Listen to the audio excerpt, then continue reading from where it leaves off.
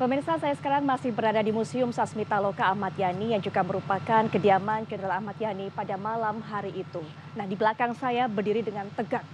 Kita lihat bagaimana Jenderal Ahmad Yani sama seperti malam hari itu, 30 September 1965. Jenderal Ahmad Yani juga berdiri dengan tegak ketika datang pasukan Cakrabirawa dan berupaya menjemputnya dengan paksa, melakukan penyiksaan. Dan juga Jenderal Ahmad Yani berdiri dengan tegak menunjukkan ketegaran seorang ayah di depan putra-putrinya yang menjadi saksi mata dari peristiwa yang begitu keji itu. Saya bukan ingin untuk bisa membangkitkan kenangan buruk dari putra-putri beliau, tapi rasanya kita juga harus mengetahui apa yang terjadi, apa yang dilukiskan oleh sejarah, apa yang bisa menjadi pelajaran bagi kita untuk bisa menjaga kedaulatan dan juga keutuhan NKRI. Sudah hadir bersama saya putra-putri dari Jenderal Ahmad Yani. Yang pertama adalah putri ketiga dari Jenderal Ahmad Yani, Ibu Amelia Ahmad Yani. Assalamualaikum warahmatullahi wabarakatuh. Selamat malam Ibu Amelia. Malam, Mbak. Baik, dan juga sudah bersama kita putra ketujuh dari Jenderal Ahmad Yani, yaitu Bapak Untung Mufreni Yani. Assalamualaikum warahmatullahi wabarakatuh. Selamat malam Pak Untung. Selamat malam. Baik, dan juga nanti malam setelah program ini selesai, yaitu pada pukul 20 waktu Indonesia Barat, kami juga akan menayangkan kembali film Pengkhianatan G30 SPKI yang juga ini disutradarai oleh Bapak Arifin Senur. Besok juga akan kami tayangkan tentunya film ini. Nah, ini Arifin Senur ini merupakan saudara. Nah, kita akan mengetahui bagaimana riset yang dilakukan pada saat itu, bagaimana proses pembuatannya. Sudah hadir di samping saya juga yang merupakan istri dari almarhum Arifin Senur, Ibu Yayang Senur. Selamat malam, Bu Yayang. Baik, nah ini kita ingin sekali mendengar cerita yang pertama dari Ibu Amel, kemudian juga Pak Untung. Setiap September, apa kemudian yang diingat oleh Ibu Amel, yang dikenang oleh Pak Untung, apa yang dirasakan setiap memasuki bulan ini, Ibu? Kalau bagi saya, 3 bulan September lah, mulai awal itu bagi kami itu September kelabu ya, bukan September ceria. Jadi itu hari terakhir di mana saya biasanya sama adik-adik saya, Mbak Jui, Mbak Nani, Mbak Yuni, kalau bapak saya ada di Jakarta, kita jemput bapak di depan sini. Kan ada kawal mereka yang menjaga rumah, lapor lah keadaan aman gitu ya. Nanti pertanyaan bapak saya ke saya, adik-adik itu sama, Ibu Nandi gitu ya, Ibu di mana? Jawabannya sama, Ibu di dapur lagi masak. Itu tanggal 30 ya, hari Kamis ya. Lalu kita ngikutin bapak ke dalam, bapak ganti baju kan, sambil nunggu ibu masak, belum selesai, ngobrol sama bapak sebentar di dalam situ. Bapak berdiri menghadap sini, saya sama adik saya ada bapak ya. Ada pesan bapak gini, itu sangat menyentuh sekali ya. Bapak bilang, nanti tanggal 5 Oktober, hari ABRI, kabeh melu bapak, semua ikut bapak ke istana katanya ya. Wah, kita kan belum pernah ke istana ya, jadi dengar istana itu kayak apa gitu. Ada arak-arakan kata bapak, ada defile gitu ya. Semua bolos. Wah, itu lagi bolos tuh nggak usah sekolah kan. Senang lagi. Pokoknya hari itu sangat senang. Dan bapak itu sepertinya gembira gitu. Nggak tahu kenapa. Biasanya kan agak pendiam ya. Bapak itu kan pendiam, tapi hari itu gembira, terus seneng ganggu kita ya. Terus sore habis makan, terus main golf sebentar. Pulang ketemu kami di belakang sama anak-anak taruna yang mau defile itu ya, yang mau main drum band kan. Terus bapak bilang, udah sama adik-adik katanya, ini senang sekali kalau sama taruna kata bapak. Oh, mereka kan hormat semua sama panglimanya ya. Bapak saya masuk ke dalam mandi kan, biasanya tuh makan pisang goreng sama minum teh, itu kesukaan bapak saya. Dan ada tamu malam itu, ada Pak Basuki Rahmat, Pangdam Jaya dari Jawa Timur yang lapor kalau kantor gubernur Jawa Timur dirusak oleh Gerwani gitu kan. Terus bapak bikin telex ke sana ke gubernur, keadaan sudah diatasi oleh Kodam ya. Kemudian Pak Bardi itu ajudan bapak saya yang rumahnya cuma di belakang situ, dia yang bertugas malam itu. Ada Pak Gandhi Brigjen mantan ajudan Bung Karno ya, yang mau lapor ke bapak gitu. Terus Pak Bardi bilang, lapor aja itu juga Pak Basuki Rahmat. Nggak usah kamu aja katanya. Apa katanya? Dia bilang sore ini Bung Karno marah-marah katanya. Apa itu Dewan Jenderal itu aja yang diomongin. Tapi mungkin Pak Bardi urung ya lapor gitu ya. Itulah yang saya ingat. oh ada satu lagi yang waktu di dalam itu, waktu Bapak ngomong kita bolos, itu ada botol minyak wangi ya. Saya nggak tahu dari mana, nggak ada orang, tapi mungkin ada malaikat yang naruh ya. Nggak tahu deh. Tapi botol itu kena tangan Bapak saya kan jatuh ya di meja. Terus air minyak wanginya itu diusapin ke saya sama adik-adik saya yang di situ.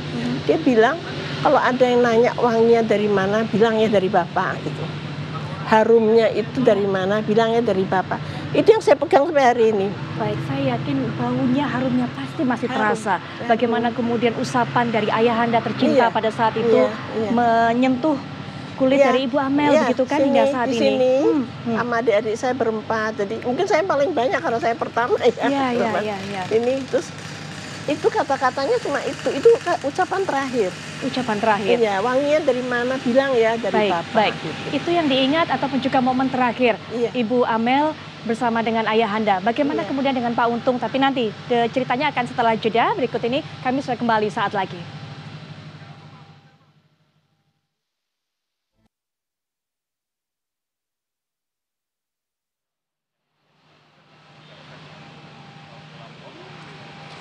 Pemirsa, apa yang terjadi pada malam hari itu, pada gerakan 30 September 1965, ini semuanya bisa kita lihat di Museum Pengkhianatan PKI, di mana di situ tersimpan dengan rapi bukti-bukti sejarah yang bisa menggambarkan fakta-fakta kepada kita.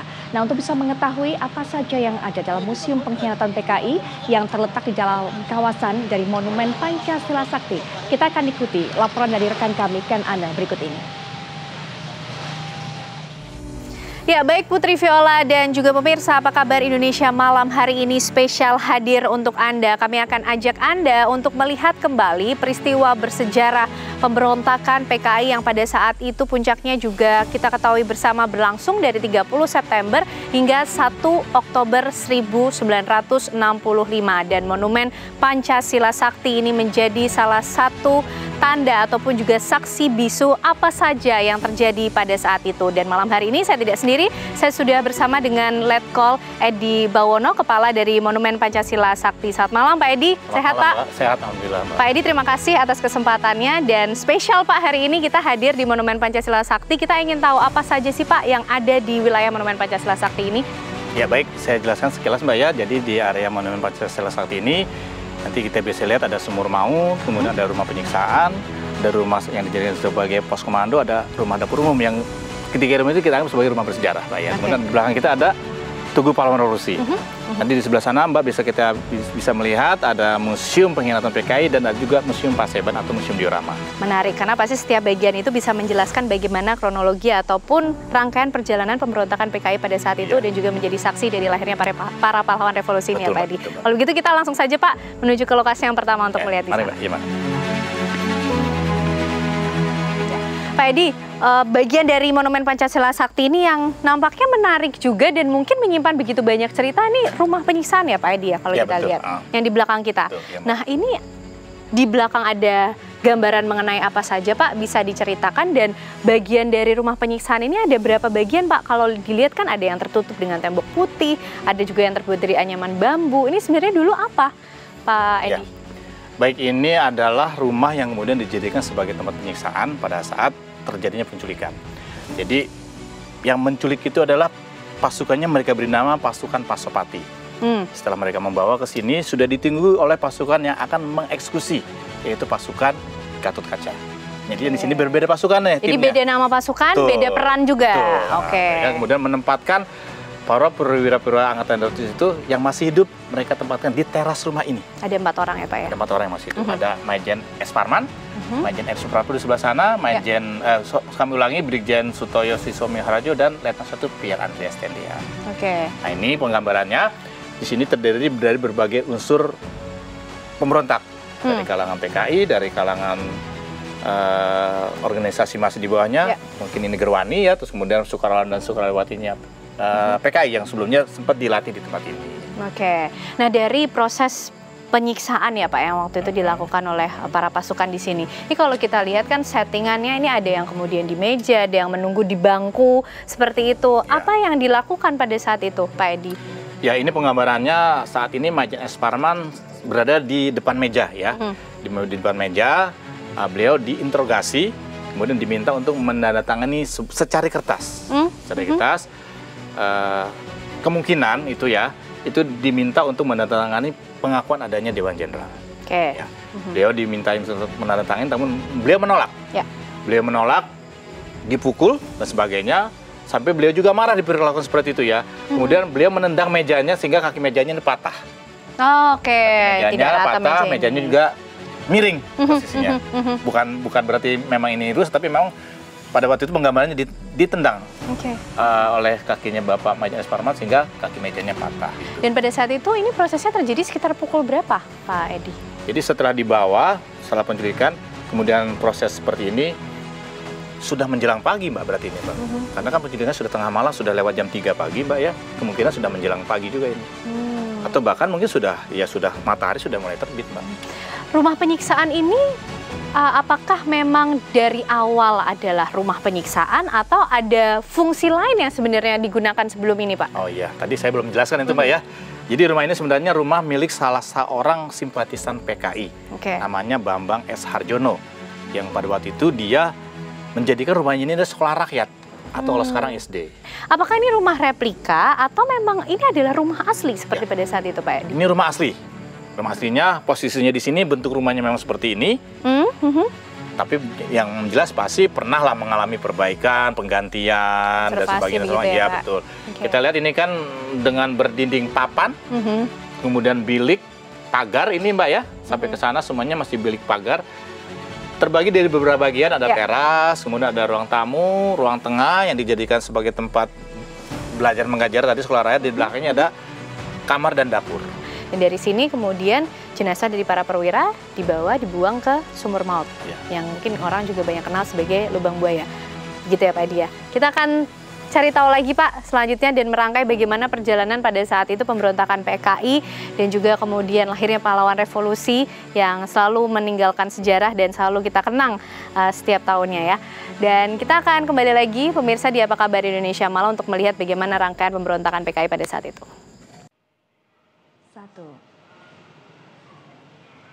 Pemirsa, Anda kembali menyaksikan Apa Kabar Indonesia Malam akhir pekan. Kalau saya tadi berbincang dengan Ibu Amel, dengan Pak Untung, dengan Ibu Yayang di bagian depan, saya masuk ke dalam. Nah, saat ini saya sudah berada di ruangan. Pak Untung mungkin bisa cerita, ini meja makan, sepertinya ruang makan biasanya keluarga berkumpul di sini? Betul, sejak kita masuk tahun 57 di rumah ini, ya meja makannya ini. Di meja makan ini berkumpul? Meja makan di sini, tempat kita belajar juga di sini. Ini furniture yang di sini semua dari tahun 65 sampai sekarang.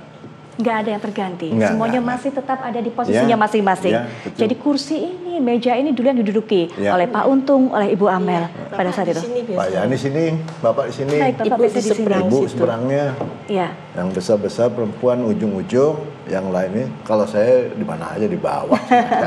Baik, Pak Untung, kalau tadi kan ada ingatan yang tidak akan pernah terlupakan oleh Ibu Amel. Apa interaksi terakhir dari Ibu Amel dengan ayahanda? Nah, kalau Pak Untung pada saat itu, pada malam itu di mana? Apakah juga termasuk salah satu putranya yang menyaksikan secara langsung kedatangan pasukan Cakabirawa? Betul, jadi mungkin saya ceritakan aja. Adik saya Edi, waktu itu saya umur 11 tahun, Edi umur 7 tahun, 6 ke 7 lah ya cerita. Kami dari mulai dulu itu, atau masuk sini, tidurnya selalu berempat. Di kamar Pak Yani situ, Pak Yani, Bu Yani, saya, Edi. Atau ya pokoknya selang-seling lah gitu ya. Karena anak laki-laki 2 terakhir. Kalau di atas saya perempuan semua 6. Makanya saya dikasih nama Untung. Karena akhirnya Untung dapat laki-laki. Untung dapat laki-laki. Nama itu bagus, tapi akhirnya nama itu juga jelek.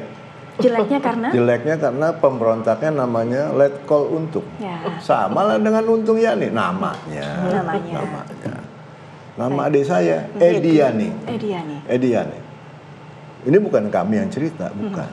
Ini yang cerita adalah Pak Saro Edi waktu itu. Kalau kesini dia selalu bicara, kau Untung pengkhianatnya, kok Edi adalah pembasminya. Ya, ada korbannya. Siapa? Bapakmu, Pak Yani. Itu Pak Sarwo Edi, bukan kita yang ngarang-ngarang, enggak. Tapi ya secara kebetulan nama kita sama gitu loh. Nama saya bagus, dari orang tua pasti bagus, ya kan, pasti bagus. Nah, kami biasanya tidurnya berempat. Berempat di situ? Sana di kamar Bapak. Nanti bisa kita lihat. Ya, jam berapa biasanya tidur? Kalau malam itu, saya sih biasanya kalau Bapak tidur, Ibu tidur, ya kita ikut tidur. Pada gitu. malam hari itu tidur duluan atau bersama dengan Bapak? Nggak ada, Pak Yani tidur sendiri. Ibu Yani nggak ada di rumah. Pada saat itu tidak ada?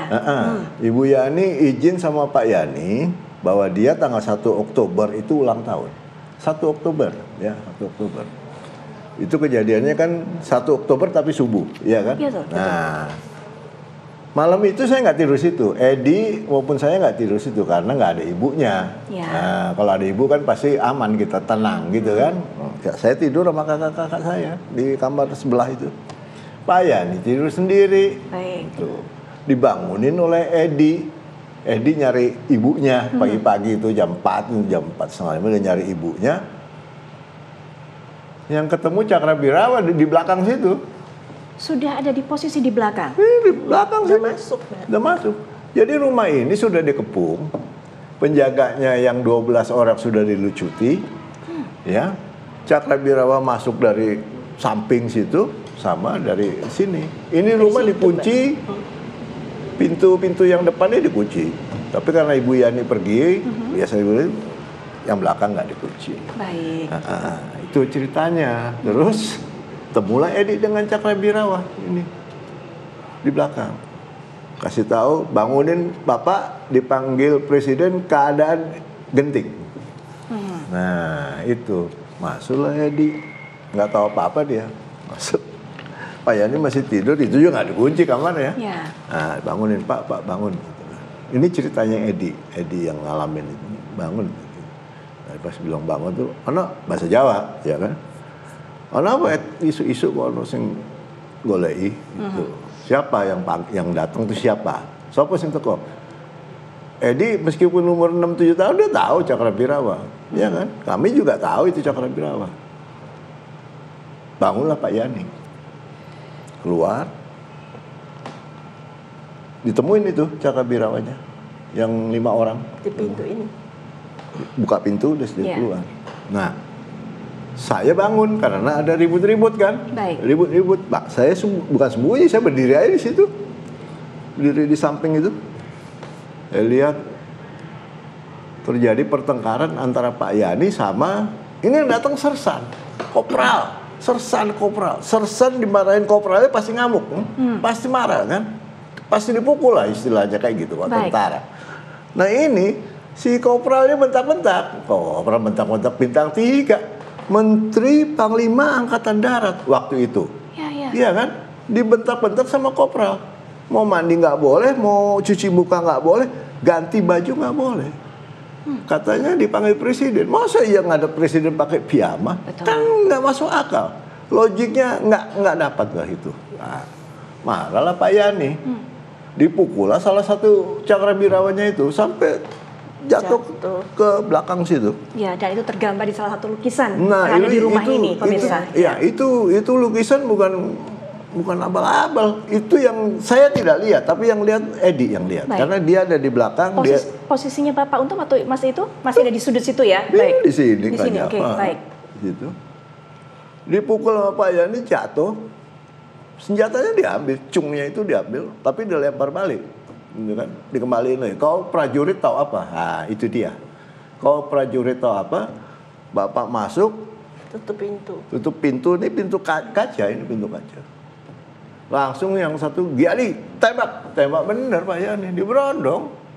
Bukan 1-2 tembak, diberondong. Senjatanya ada di dalam Thompson. Senjata otomatis. 7 peluru nembus badannya, 2 masih ketertinggal ada di lubang buaya projektilnya, yang 4 ada di dalam sini. Kena lukisan 2, kena lemari itu 2, kena ada 3 lah di situ. Suara itu pasti terus terngiang, suara tembakan itu. Kayak lilintar suaranya. Terus jam 4 pagi, 4:30 apa enggak? Ya. Aduh. Saya mau masuk ke kamar Mbak Jui yang nomor 4, ya kan? Keluar, ada apa tuh? Ada apa? Bapak ditembak. Bapak ditembak. Yang lain keluar tuh. Yang lain kecuali Ibu Amelia sama adiknya Mbak Yuni yang nomor 6. Tidurnya di belakang. Kenapa nggak di situ? Udah penuh. Sempit. Ya. Sempit. Udah belakang situ. Dia mau keluar dipegangin sama Cakrabiraya, nggak bisa keluar karena Saya cuma lihat dari pintunya jendela, itu kan kakinya Bapak ditarik gitu. Nah, pintunya kan ditarik-tarikan pintu lah gitu. Mau keluar nggak bisa. Nah, begitu Pak Yani jatuh di sini, itu jatuh langsung ditendang-tendang pakai kaki gitu, dibalikin. Ditariklah kakinya, kanan kiri. Diseret bawa keluar. Seret bawa keluar. Jadi kalau kita tadi di posisi yang di patung itu, Pak Yani digeletakin di pinggir jalan situ, pintu masuk yang sana. Baik. Nah, di situ Pak Yani terakhir. Ya. Kami ngikutin dari belakang. Itu terakhir kali Pak untuk melihat sosok ayah Anda diseret itu di titik itu, di depan itu. Nah, kita nggak perlu keluar, nanti saya terusin, ya kan? Jadi kita ngikut nih. Anak-anak yang perempuan juga ngikut Pak Yani. Diseret, kita ikut sampai belakang. Ada pintu yang mereka masuk di belakang itu, yang saya bilang tadi tidak pernah dikunci karena ibu di luar. Nah, begitu kita berebut untuk keluar, Cakrabiraya udah siap di depan. Di depan pintu, depan kita. Siapa yang keluar, saya tembak. Coba. Anak Pak Yani masih perintil-perintil, mana kecil, mana aduh. Banyak kan perempuan ya kan. Saya kecil masih, Edi masih kecil. 11. Usia? Iya. 11 tahun pada saat itu Pak Untung? 11. Nah, terus, begitu dia bilang, siapa yang keluar saya tembak, nangislah kita di belakang. Nangis aja. Nggak berapa lama, datanglah ibu sama pengawal 5 yang biasa melekat sama Pak Yani, sama ajudan 1 namanya Letnan Sandi. Itu yang pergi ke Taman Suropati untuk ngawal Ibu Yani. Nah, Ibu Yani itu Islam dia agamanya, cuman kejawaannya lumayan kuat lah. Nah, kejawaannya kuat dan dia lahirnya di Bali. Dia orang Jawa tapi lahir di Bali. Nah, mungkin besar di Bali juga. Nah, itu dia, itu Ibu Yani. Datang sini bilang, "Non, kok udah bangun?" Pagi-pagi. Dia nggak tahu kalau suaminya udah nggak ada. Ya, Pak Yani udah nggak tahu. Mulailah yang perempuan itu bilang, Pak Yani Bapak ditembak. Bapakku gitu, Bapak ditembak, Bapak ini darahnya. Nah, yang ajudan, Pak Bardi, kan rumahnya di belakang situ. Panggil datang. Dia nggak bisa ngomong lagi, dia dibawa kemana? Ke sana gitu. Kita cuma nunjuk aja ke sana, arah-arah pasar rumput sana. Nggak tahu kita kemana larinya. Baik, nanti kita lanjutkan cerita ini, tapi Bu Yayang, rangkaian cerita kelam ini semua terekam, semua tergambar dalam film yang disutradarai oleh Bapak Arifin Zainur. Nah, Bu Yayang mungkin bisa bercerita pada saat itu, pada saat proses pembuatan filmnya, bagaimana riset yang dilakukan oleh Pak Arifin? Waktu itu kan fakta informasi tentang keadaan itu, ke-PKI-an segala macam, itu kan sudah diketahui umum dari CIA segala macam ya. Nah, khusus pada cerita-cerita bapak-bapak, kami kan datengin ibu-ibu, Ibu Yani, Ibu Panjaitan, Ibu Suparman. Kami datangin dan mereka lah yang menceritakan apa yang terjadi. Karena mereka yang walaupun kata Untung Ibu Yani tidak di tempat, tapi Untung dapat story-nya dari ibu kan. Makanya di film itu tidak ada Ibu Yani mengusap genangan darah di situ, taruh juga di sini. Kemudian baju yang terakhir Pak Yani pakai dia usap di sini nih. Di lantai sini dibersihin, dia gulung itu baju, dia bungkus lagi pakai koran. 2 tahun setelah museum ini jadi, baru Ibu Yani taruh bajunya di situ. Jadi ikut terus tuh baju mau tidur Ibu malam mau taruh sini, mau pergi kemana dibawa. Selalu dibawa baju. Karena dia menyesal nggak lihat suaminya. Terakhir nggak ada. Waduh. Menjelang hari ulang tahunnya lagi. Ini kado terburuk tentunya bagi Ibu Yani. Betul. Bunganya sih datang dari Bella Flores itu Jalan Tegal itu. Bunganya datang dari Pak Yani selama ulang tahun. Ada. Bunganya itu pagi-pagi. Iya, artinya waktu itu Pak Arifin juga mendapatkan banyak cerita sehingga film itu rangkaian story-nya semua berdasarkan sudut pandang dan juga kenangan serta informasi dari keluarga para almarhumah pahlawan revolusi, begitu ya Bu Yayang ya? Iya, persis. Sampai seperti tadi kata Pak Untungnya tentang darah ya, baju darah itu Ibu Haryono misalnya. Dia ngepel lantai untuk supaya anak-anak nggak melihat darah bapaknya, begitulah. Jadi semua itu diceritakan oleh ibu-ibu itu dan kami catat ya, itu yang kami lakukan. Saya baru tahu sekarang bahwa Ibu Amel itu dan adik-adiknya tuh sampai berebutan mau mengikuti bapak gitu di pintu kecil itu.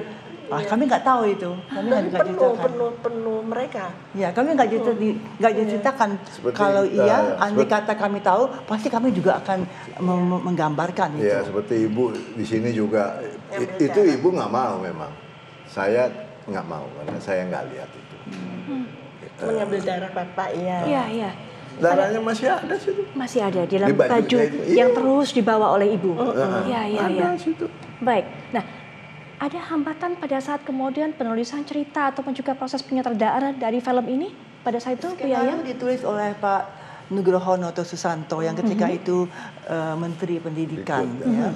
Dan oleh kawan-kawannya Mas Arifin itu disokong, ayo bikinlah Vin, katanya gitu. Karena kamu kan orang independen, jadi bikinlah itu film. Tadinya dia juga ragu-ragu ya, tapi mesti. Apa yang menjadi keraguan dari Pak Arifin pada saat itu? Ya orang ragu-ragu aja karena soal ini kan besar sekali. Peristiwa ini soal tekanan yang mungkin akan diterima atau soal jalan cerita? Enggak soal tekanan, tapi karena banyak sekali informasi kan. Dari itu kan tahun semuanya begitu Bu. Iya kan kami bikin tahun 84. Iya, Jadi kan itu kan sudah berapa tahun kemudian kan? Betul. Jadi kami cuma tahu informasi yang diketahui oleh umum, termasuk yang papers dari Cornell gitu. Jadi teman-temannya Mas Arifin bilang, ayo bikin-bikin. Jadi itu Taufik Abdullah, Taufik Ismail, Gunawan Muhammad, sama Bu Raswanto dikirim ke Cornell untuk juga menelitik. Ya, sampai menelitik itu, meneliti informasi-informasi itu. Iya. Dan kalau soal yang di rumah-rumah ibu-ibu itu semua otentik sekali karena itu ibu-ibu yang menceritakan. Sama seperti misalnya yang Ade Irma itu kan Ibu Nas tanya, Ade masih hidup? Ade masih hidup, dia tanyakan. Si Ade kan kena pelor, Ibu Nas, Ade masih hidup. Maksudnya Ade tunggu ya, sabar-sabar ya gitu kan. Nah, sampai begitu kami tahu informasinya. Ya, begitu detail informasi itu karena memang dari keluarga yang ditinggalkan. Dan itu coba diwujudkan dengan baik tentunya dengan runtutan yang ada dalam film tersebut. Begitu. Bapak, Ibu, Pak Amel, Bu Amel, Pak Untung menyaksikan juga, sempat menyaksikan film itu, rekaman itu bagaimana kemudian pada saat menyaksikan? Sampai hari ini juga kita lihat. Saya nangis pertama lihat film itu. Apa ya? Dan waktu kami riset ke sini itu sama 1 minggu. Karena nggak tahu kenapa dimulai dari setiap malam Jumat. Dan ibu tuh menyaksikan setiap hari. Dia nongkrongin. Dia lihat semua itu yang kami lakukan setiap hari. Sampai dia ya pasti dia susah lah ya, perih kan tuh. Iya. Risetnya membutuhkan waktu berapa lama pada saat itu Bu Yayang? Kenapa? Risetnya membutuhkan waktu berapa lama pada saat itu? Semua sampai mencari pemain yang cocok-cocok itu 1,5 tahun. 1,5 tahun sampai akhirnya kemudian dibuat film itu. Ya, ide sebenarnya awalnya untuk membuat film tersebut Bu Yayang? Dari PFN ya, PPFN, Pak Dipayana. Maksudnya itu supaya kita tahu tentang kebengisan PKI. Kan kita ini waktu masih muda-muda kita nggak tahu apa-apa kan. Nah supaya generasi berikutnya sekarang ini tahu tentang peristiwa itu. Supaya tahu. Ada tragedi lah tahun 65 yang menyakitkan. Bukan buat kita saja tapi juga mungkin seluruh Indonesia. Ya kan? Tragedi itu begitu menyakitkan. Jadi saya bisa membayangkan bagaimana trauma yang dihadapi. Coba Mbak Putri lihat penembakan DI Panjaitan. Mbak Putri lihat, kepalanya yang ditembak. Otaknya keluar semua. Di depan rumah, di halaman rumahnya. Ya gimana putrinya Catherine nggak histeris lihat kayak gitu. Iya kan? Ya raw mukanya dengan otak bapaknya. Iya, betul. MT Haryono, itu kan ditembak di rumah. Suruh gelapin lampu, ya kan? Anak-anaknya disingkirkan dulu. Tapi Pak Heru ditembak di rumah juga. Baik. Kejam. kejam. Apa yang Pak Untung saksikan, apa yang Ibu Amel rasakan, pastinya meninggalkan trauma yang begitu mendalam. Bagaimana kemudian menghilangkan atau setidaknya beralih dari trauma tersebut, nanti kita bisa cerita lebih lanjut, termasuk juga mungkin bisa bercerita, karena Ibu sepertinya juga berupaya untuk menghilangkan trauma tersebut dengan menyembuhkan diri melalui menulis, menggambarkan semua, melukiskan semua pada saat itu apa semuanya dilakukan oleh Pak Ahmad Yani. Kenapa dibunuh itu? Kenapa dibunuh? Ini juga menjadi pertanyaan besar. Kenapa dibunuh? Ibu Amel, mohon maaf, itu juga Ibu Yani pertanyaan begini. Kenapa suamiku dibunuh? Kenapa Pak Yani dibunuh? Itu bukan hanya Ibu Yani, tapi istri-istri dari para pahlawan revolusi lainnya diselimuti dengan pertanyaan besar. Semua juga gitu, se-Indonesia. Saya yakin, Bu Yayang, mengapa kemudian suami mereka menjadi korban? Bu Amel tentunya yang tadi sudah sempat saya katakan melakukan riset, melakukan penelitian dan juga menulis buku-bukunya sudah ada di samping saya. Nanti akan bercerita lebih lanjut. Tapi tentunya setelah jeda, apa kabar Indonesia Malam akhir pekan akan segera kembali.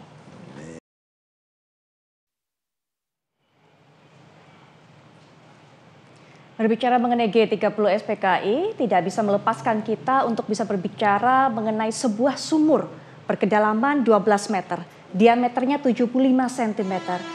Para pengkhianat G30 SPKI ini kemudian memasukkan para pahlawan revolusi ke dalam sumur tersebut. Nah, bagaimana kondisinya saat ini? Nanti kita akan dengarkan juga cerita Ken Ane yang saat ini juga sudah berada di sana dan juga akan mengabarkan untuk kita. Silakan Ken. Terima kasih Putri Viola dan pemirsa, kembali lagi kita masih di Monumen Pancasila Sakti bersama juga dengan Pak Edi. Pak, ini mungkin bisa kita katakan sebagai lokasi inti ya Pak ya dari perjalanan sejarah pemberontakan PKI pada saat itu, dan semakin malam suasananya semakin bisa dirasakan adanya kepedihan ketika mungkin kita bisa membayangkan peristiwa pada saat itu terjadi dari malam hari hingga dini hari ya Pak Edi ya, dari tanggal 30 September sampai 1 Oktober 1965. Dan inilah pemirsa sumur maut yang ada di kawasan Lubang Buaya di Monumen Pancasila Sakti. Ini yang menjadi saksi bisu sejarah atas semua pemberontakan yang pada saat itu terjadi Pak. Selesai dari apa yang sudah terjadi di rumah penyiksaan Pak Edi, seperti apa? Jadi setelah disiksa, kemudian dibuanglah jenazah tersebut ke dalam sumur ini. Diawali jenazah-jenazah yang memang sudah dibunuh di rumah, jadi dalam kondisi meninggal dunia, dibawa ke sini, dibuang ke dalam sumur ini. Dan lokasinya betul-betul berdekatan dengan rumah penyiksaan ya Pak? Ya, memang sumur ini memang pemiliknya ya rumah ini, jadi digunakan oleh si pemilik rumah ini untuk mengambil air untuk kebutuhan sehari-hari dari sumur ini. Oke, jadi ini adalah sumur aktif yang sebenarnya milik dari rumah penyiksaan itu yang kemudian dialihfungsikan justru untuk membuang jenazah dari ketujuh perwira tersebut di sini. Nah, Pak Edi, pada saat itu pula bagaimana kemudian awalnya bisa diketahui ini merupakan tempat pembuangan dari 7 perwira tersebut? Kondisinya terbuka atau seperti apa, Pak Edi? Ya, jadi ketika kemudian lapangan Halim Perdana Kusuma bisa diamankan kembali dan kemudian tempat ini dicurigai menjadi bagian dari operasi pemberontakan mereka, diperiksa di sini, tapi memang belum diketahui awalnya di mana persisnya, karena memang lokasi ini sudah tidak ada orang Mbak, sudah kosong Mbak ya, sudah ditinggalkan oleh orang-orang yang ada di. Tidak ada aktivitas sama sekali. Tidak ada aktivitas di sini. Didatangkan kemudian ke sini pasukan untuk memeriksa. Satu lagi kemudian didatangkan lagi ke sini, yaitu salah satu yang menjadi saksi ya, yaitu Bapak Agen Polisi 2 Sukitman, ketika dibawa di sini meyakinkan bahwa ya memang ini. Karena beliau kan sempat dibawa di sini dengan mata tertutup, namun kemudian esok harinya beliau tutup mata dibuka, sempat melihat sekeliling di sini seperti apa. Kemudian dibawalah Pak Sukitman ke Halim. Nah, kemudian ditemukan di Halim, dibawa ke sini, meyakinkan memang tempat inilah yang kemarin sebelumnya dijadikan sebagai membawa korban para perwira tinggi angkatan darat tersebut ya. Tapi dimanapun dibuangnya juga belum diketahui Mbak. Nah, seperti itu. Oke, artinya ini kondisinya tertutup pada saat itu. Betul. Gambarannya seperti apa Pak? Ditutup oleh apa sehingga kok sepertinya begitu sulit untuk mencari titik sumur maut ini? Iya, memang di sini banyak tumpukan seperti sampah-sampah daun kering Mbak ya. Ini pun dibuat seperti itu Mbak.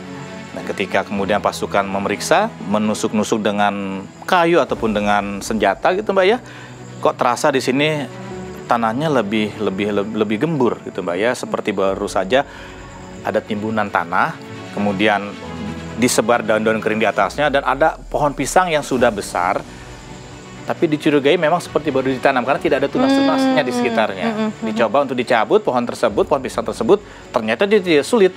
Wah, ini mencurigakan. Dicobalah digali sedikit lebih dalam, disingkirkan daun-daun keringnya, digali lebih dalam, seperti kemudian ada bentuk seperti lubang yang ditimbun. Barulah kemudian lebih dicurigai, akhirnya masyarakat sekitar sini dimintai tolong untuk ikut membantu menggali. Oke. Nah, menggali itu pada waktu itu sudah sore hari, Mbak.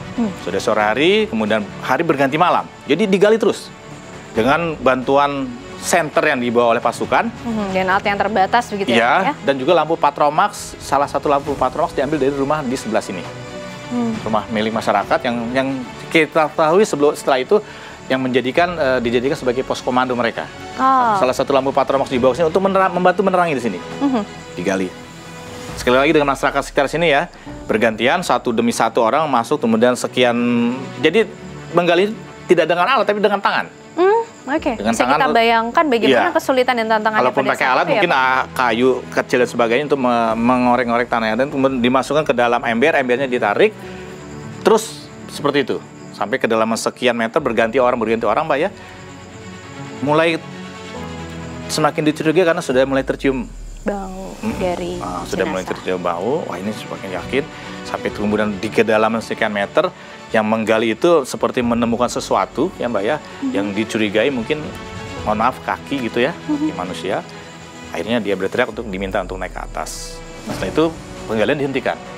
Kita hentikan penggalian, semakin yakin di sini tempatnya, besok kita lanjutkan penggalian dengan alat yang memadai. Oke, baik Pak Edi, terima kasih sudah memberikan penjelasannya di titik yang paling memiliki sejarah, mungkin bisa dibilang ini dari tahun ke tahun, di mana kita selalu memperingati bagaimana G30 SPKI itu tentunya untuk mengenang jasa dari para pahlawan revolusi kita ya Pak.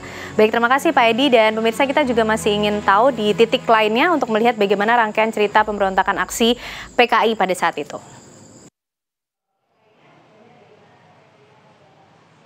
Ya pemirsa, awalnya Oktober 1965 ini akan menjadi sebuah bulan yang begitu indah maknanya bagi keluarga Ahmad Yani. Tadi sudah diceritakan oleh Ibu Amel, tanggal 1 Oktober ibunda mereka merayakan pertambahan usianya berulang tahun. Tanggal 5 Oktober sudah ada janji yang diucapkan oleh Jenderal Ahmad Yani kepada putra-putrinya. Nanti akan diajak ke istana, betul, untuk memperingati Hari ABRI pada saat itu. Tapi siapa yang menyangka bahwa mimpi itu, janji-janji itu semua musnah dan berubah menjadi bulan yang paling menyengsarakan, bulan yang paling membawa bencana bagi Ibu Amel, Pak Untung, dan juga putra-putri. Semuanya, bukan hanya keluarga Pak Yani, tapi keluarga dari para pahlawan revolusi.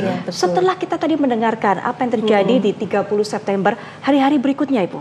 Ya, jadi mungkin setelah kejadian tanggal 1 Oktober pagi, terlalu ada Pak Umar Wirahadikusuma, Pangdam Jaya, bicara dengan Ibu, akhirnya kami diungsikan ke Pasar Minggu. Dulu kan nggak ada Kemang, nggak ada apa namanya, Cipete kan belum ada ya. Jadi Pasar Minggu Bayaran Baru, Bayaran Lama, di sebuah rumah milik seorang perwira, tapi nggak ada listrik. Jadi kami dengan mengawal di sana, saya hanya bawa transistor kecil, dan saya mendengarkan jam 7 pagi pengumuman dari Gerakan 30 September yang mengatakan orang tua kami itu adalah akan menyingkirkan Presiden Soekarno dalam lindungan Gerakan 30 September, dan bapak saya itu pengkhianat gitu kan. Tapi Radio Australia mengatakan para jenderal yang diculik belum diketahui keberadaannya. Jadi ada dua berita yang kontras ya. Iya, ada dua versi. Ya, jadi saya diam aja nggak ngerti, ibu saya juga udah di kamar. Kira-kira jam 1 siang ada pengumuman lagi dari RRI, untung lagi, tapi sudah menjadi Dewan Revolusi. Nah, Dewan Revolusinya adalah mengumumkan Kabinet Dwikora Demisioner. Semua yang berpangkat di atas dia, Letnan Kolonel, harus turun semua atau sama dengan dia. Dan itulah kalau saya belajar, itulah yang namanya kudetanya. Sebelumnya kan Pak Yani dianggap mau mengkudeta Soekarno. Baik, ada isu Dewan Jenderal yang ditiupkan. Itu Dewan Jenderal itu sudah sangat kental sebagai jenderal-jenderal yang akan menyingkirkan Bung Karno gitu. Nah, tanggal 3 Oktober sore ya, jam 6 sore, nggak ada, kita pakai lilin, ibu saya keluar dari kamar, dia bilang gini, aku minta dibikinin kebaya hitam gitu kan. Loh, kenapa ibu minta kebaya hitam buat apa gitu, kita kan, bapakmu udah nggak ada, ibu saya gitu ya. Barusan ketemu ibu bilang jaga anak-anak, pesannya jaga anak-anak gitu ya. Ternyata kalau kita bicara gaib, orang Jawa kan percaya ya. Jadi pas sumur itu ditemukan sama Om Bardi sama Pak Kitman, baru digali sama orang-orang penduduk desa, keluarlah itu mereka ya para syuhada ini datanglah ke ibu, pamitan, mungkin bapak saya hanya pesan jaga anak-anak gitu. Nah terus kita nangis aja malam itu ya, kok kenapa bapak nggak ada. Terus besoknya tanggal 4 Oktober jam 4 sore itu Pak Bardi ajudan datang. Saya lihat matanya merah, keringetan, bajunya kotor, sepatu lasnya penuh lumpur. Pertanyaan kami cuma satu, udah ketemu bapak Om? Dia bilang sudah gitu kan. Terus dia masuk ke kamar, ibu lama ya mungkin bicara sama ibu. Kami nunggu di luar, apaan yang terjadi. Kemudian kami dipanggil. Loncat ke tempat tidur ibu sambil nunggu, apa ini bre? Saya lihat Om Bardi nunduk nangis dia. Ajudan tuh nangis. Lalu ibu bilang gini, dengan kekuatan seorang perempuan ya, beliau mengatakan, sekarang bapakmu benar-benar sudah tidak ada. Yang ada hanya ibu dan kamu semua. Dan kamu harus bisa menerima kenyataan ini. Menerima kenyataan itu sangat berat. Saya bilang, masa kemarin bapak bilang mau bawa ke istana, melihat ini kok sekarang bapak nggak ada gitu. Itu nggak bisa percaya saya. Akhirnya ibu bilang, minta pokoknya bagaimanapun bentuknya jasad bapak, saya mau lihat gitu kan. Tapi Om Bardi bilang, ibu lebih baik lihat foto bapak saja, ibu akan bangga gitu. Jadi kami pulang ke sini, sepi, nggak ada, jalanan juga sepi. Jam 10-11 malam kami ke markas besar Angkatan Darat. Saya lihat di jalan tentara nangis semua pakai senjata, kayak mau perang itu ya. Nah terus di dalam itu sudah penuh semua keluarga yang suaminya dibunuh pada ke situ. Jadi saya hanya sama adik-adik cuma bisa meraba bendera merah putih dan lihat foto bapak dan bangga melihat bapak di situ. Nah malamnya pulang, entah tidur entah enggak, besoknya pemakaman.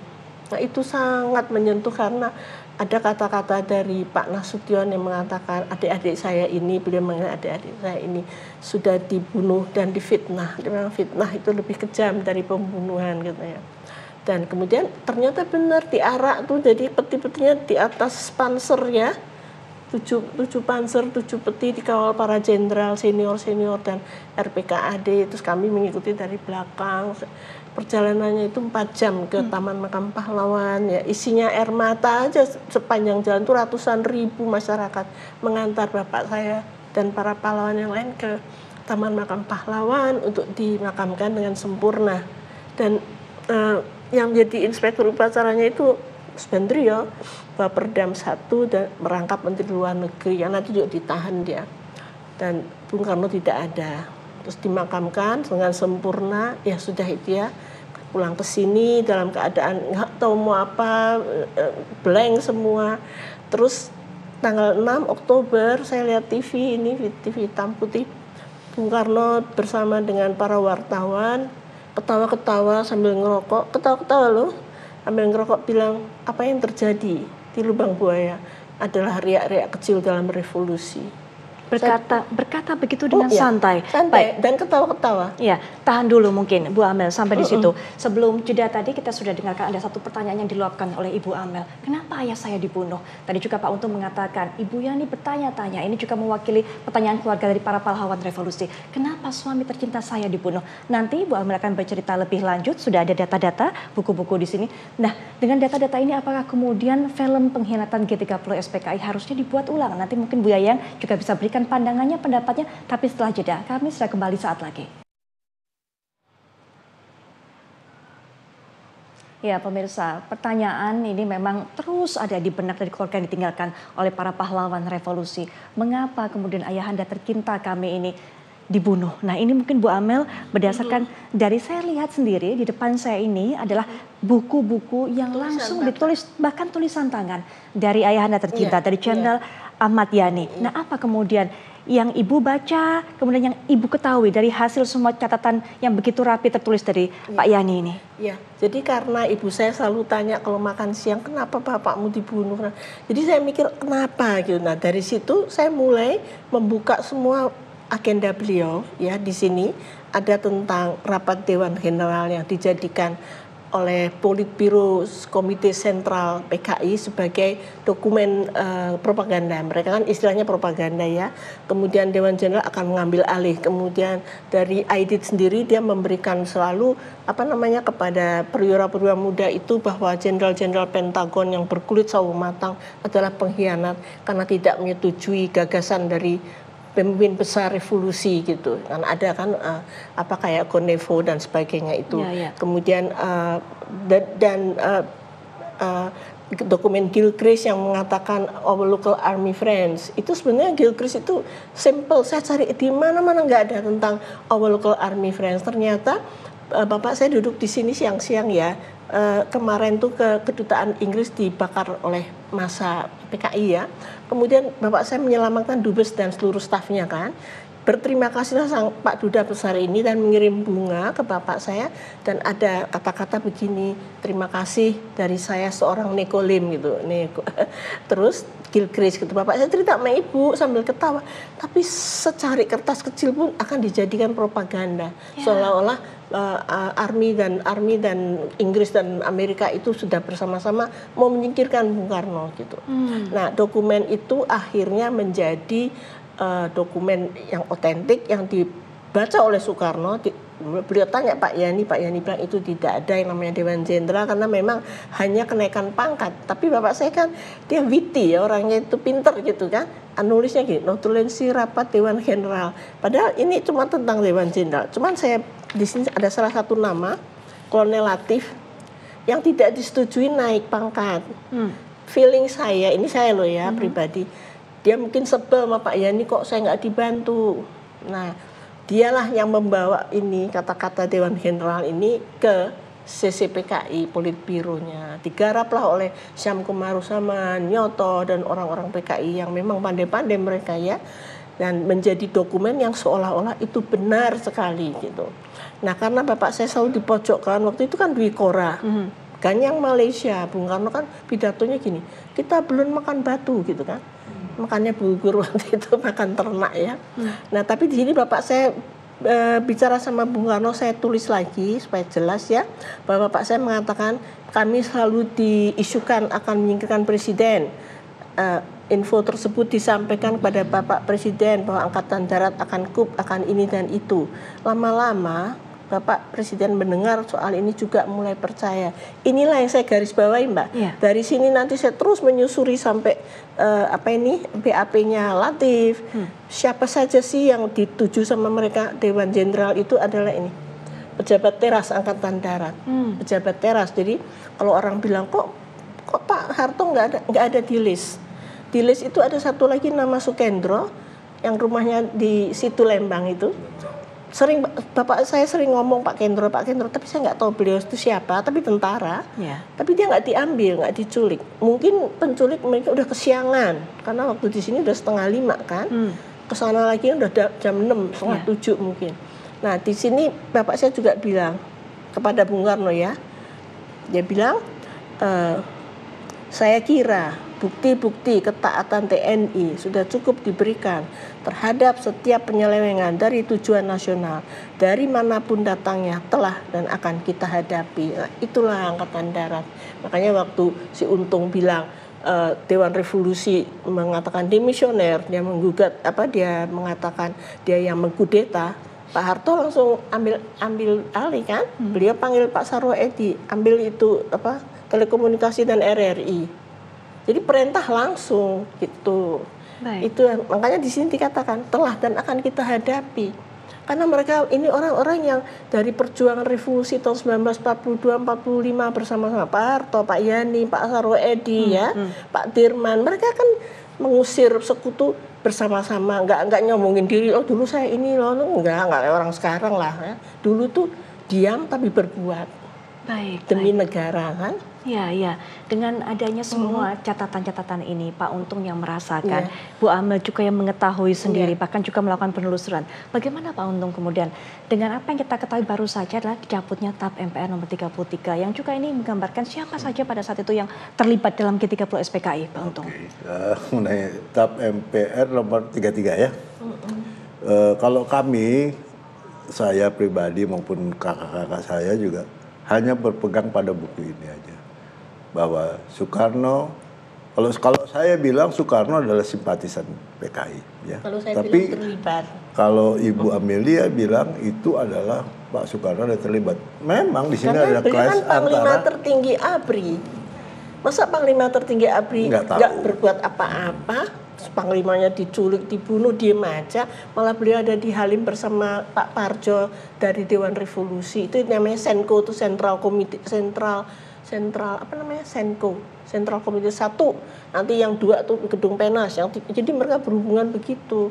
Masa dia malah sama Dewan Revolusi? Mestinya kan dia mengambil sikap dong sebagai panglima tertinggi dengan semua bintang ada di sini kan. Gak ada artinya itu. Dengan tongkat komando. Terus kan. Kalau dicabut ya kami sih monitor aja, kami lihat aja. Kami berpegang di sini, silahkan mau dicabut apa mau diambil apa segala macam, mau dihapus silahkan aja, karena mereka lebih pandai dari kita. Mereka mungkin lebih tahu atau mungkin nggak tahu juga, ya kan? Tidak tahu secara detail apa sih yang terjadi waktu itu aja.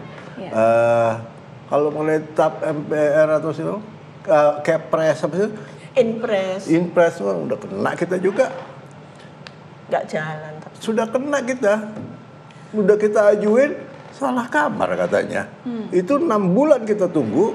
Di Mahkamah Agung. MA bilang bukan di sini temannya, ngadunya ke PT UN. Capek. Setelah 6 bulan. Setelah 6 bulan, capek nggak? Makanya kita males dah. Baik. Tapi inilah kebenaran tuh ada di sini. Ya. Dari kami ya. Ya mudah-mudahan dengan adanya presiden yang baru ini akan lebih baik lah. Baik. Lebih berubah lah. Kita yang penting tuh keadilan. Keadilan. Kita juga mau hidup Keadilan seperti apa kemudian yang diinginkan oleh Pak Untung dan juga keluarga? Kepres nomor 17 apa isinya? Impres nomor 2. Anak keturunan PKI disantuni. Segala macam, sekolahkan ya siswa. Pokoknya diistimewakan lah. Kami ini juga korban, kami juga anak bangsa kan. Baik. Kami diperhatikan juga oleh mereka. Cuman ya segitu aja. Baik. Ya, Bu Yayang. Pada saat kemudian film itu dibuat, apakah tahu akan diputar pada setiap 30 September pada saat itu? Waktu saat itu kami belum tahu. Tapi yang kami tahu adalah bahwa ini adalah untuk bangsa supaya tahu gitu kan. Karena itu awalnya diputar di sekolah-sekolah. Dipaksa semua anak sekolah menonton. Oke, fine.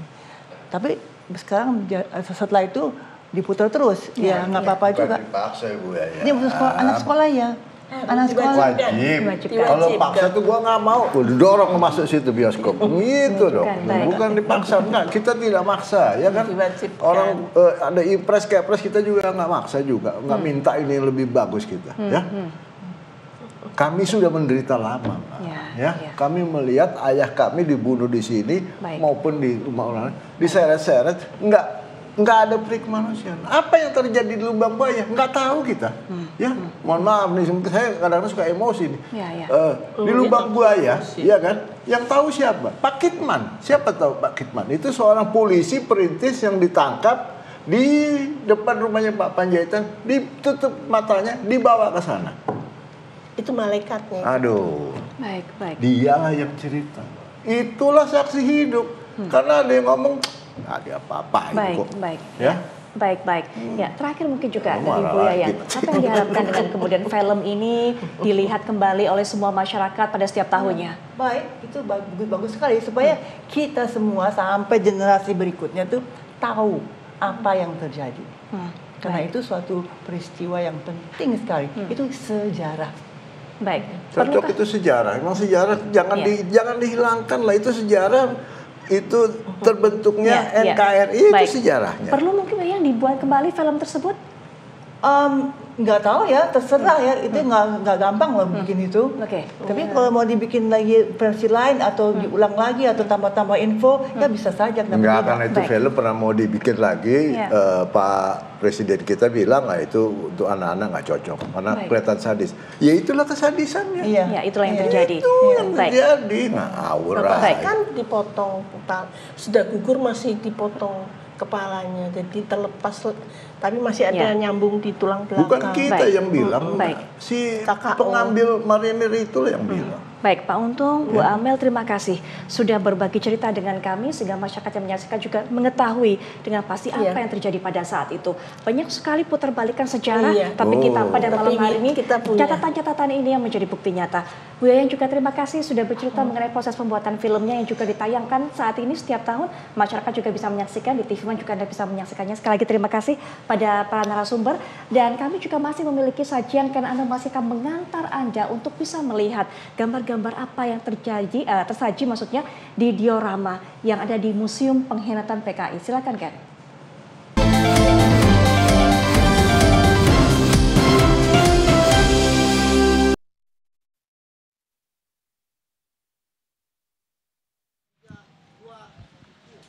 Ya pemirsa, di dalam Museum Pengkhianatan PKI terdapat diorama yang menggambarkan bagaimana upaya PKI dalam menggulingkan pemerintah Republik Indonesia pada saat itu, pada tahun 1965. Dan rekan kami Ken Ana kembali lagi akan mengantarkan Anda untuk bisa melihat gambar-gambar apa saja yang terdapat di dalam diorama di Museum Pengkhianatan PKI. Kita saksikan bersama.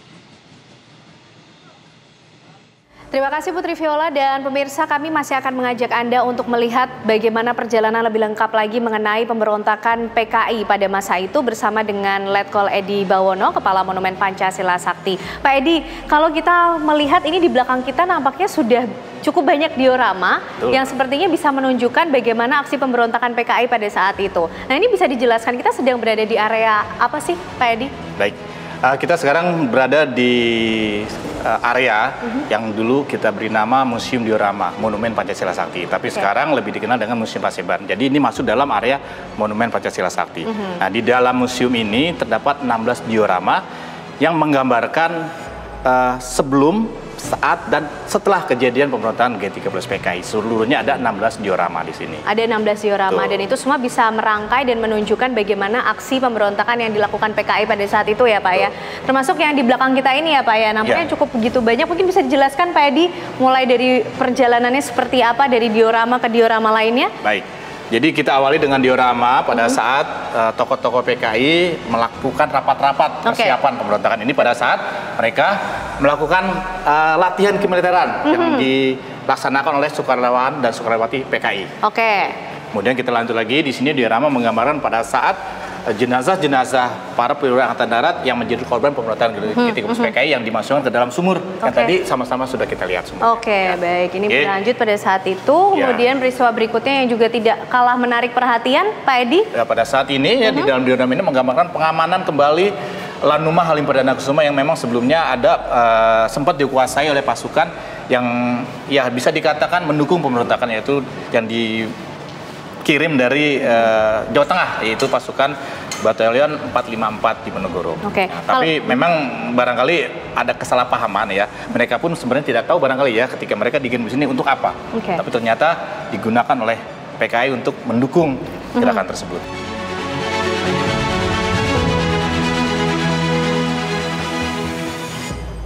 Nah, berikutnya nih Pak, diorama ini berjudul Penculikan Jenderal A.H. Nasution. Nah, yang kita lihat di belakang nih seperti ada gambaran tembok, kemudian Jenderal Nasution yang melompat dari tembok itu, seperti apa Pak peristiwanya? Baik, saya jelaskan Mbak ya. Jadi ini penggambaran diorama ini pada saat Jenderal Nasution memang beliau kan berhasil meloloskan diri. Meloloskan diri pada saat ada upaya untuk penculikan terhadap beliau. Kemudian beliau dari kamarnya juga diminta oleh istrinya Ibu Yohana untuk segera keluar dari kamar untuk keluar rumah, gitu seperti itu kira-kira ya.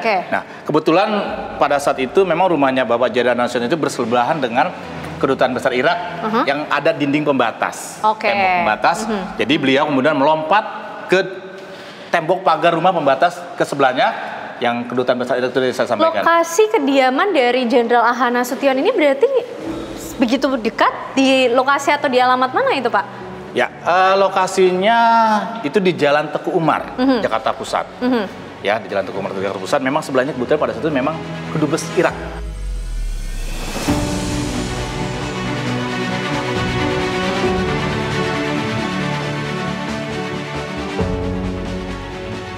Pak Pak Edi, mungkin satu lagi untuk melihat apakah pola penculikannya juga sama sih Pak di tempat perwira TNI AD yang lain seperti di penculikan yang terjadi di kediaman Mayor Jenderal MT Haryono ini?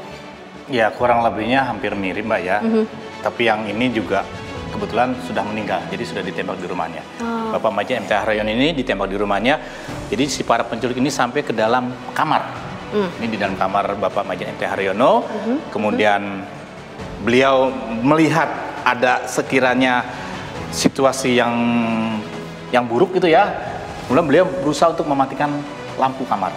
Lampu kamar, tapi mereka juga bereaksi cepat, menyalakan korek ya, terus kemudian kelihatan kalau posisi Bapak Majen MT Haryono di mana dan kemudian langsung ditembak. Jadi dibawa ke sini, Bapak Majen MT Haryono sudah dalam kondisi meninggal dunia menggunakan pakaian yang tergambar dalam diorama ini, menggunakan celana pendek dan juga kaos singlet Pak ya. Oke, jadi mungkin ini adalah beberapa diorama dari 16 diorama ya Pak ya, yang ada di Museum Diorama Monumen Pancasila Sakti yang bisa memberikan gambaran kepada kita semua bagaimana kemudian rangkaian aksi pemberontakan PKI pada saat itu di 30 September hingga 1 Oktober 1965.